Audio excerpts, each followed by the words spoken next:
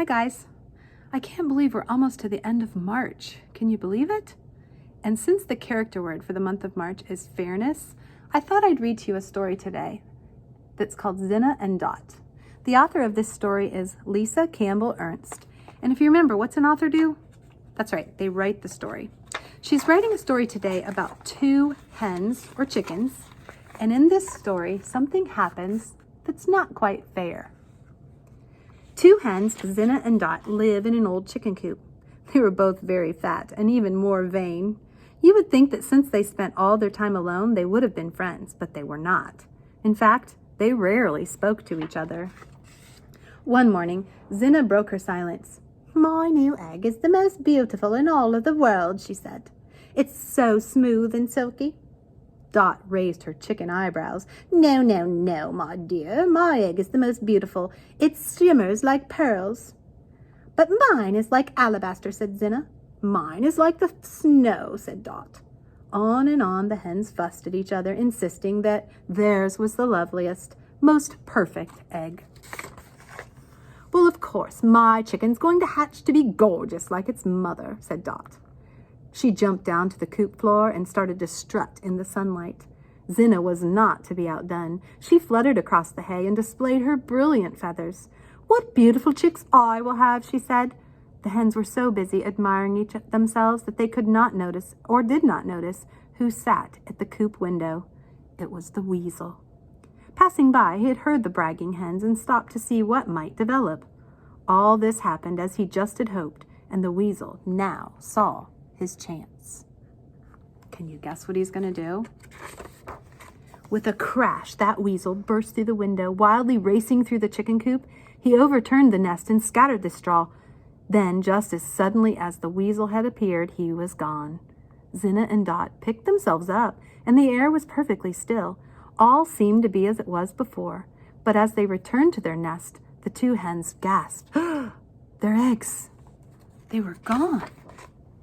"It's all your fault," each said to the other. "You were the one that started it," said Dot. "I never would have left my nest if you hadn't been showing off," said Zinna. Behind them there was a gentle bump of a sound of something rolling, and Zinna and Dot turned. There, in the middle of the floor, was one last egg. Two chicken voices began to shriek at once. "It's mine!" they yelled. What a fight began. Zinna knew without a doubt that that was her egg, and Dot was just as certain that it was hers. Each refused to admit that the egg could possibly belong to the other.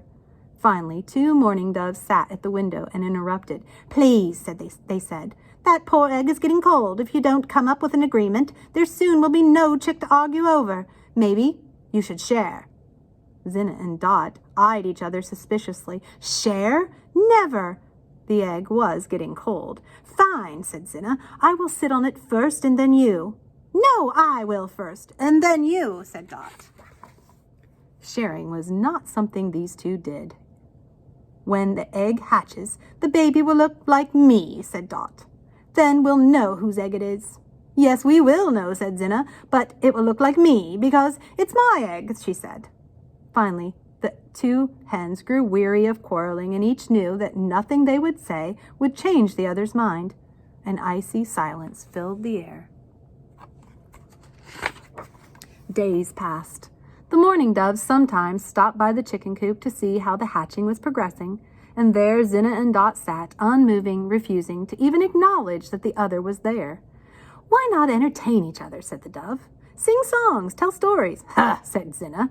"The only story I'll tell is about me and my baby and chick that will leave this coop." "Oh, no," said Dot. "I will be the one leaving with my chick," she said. Again the hens sat in silence and brooded over what lied ahead.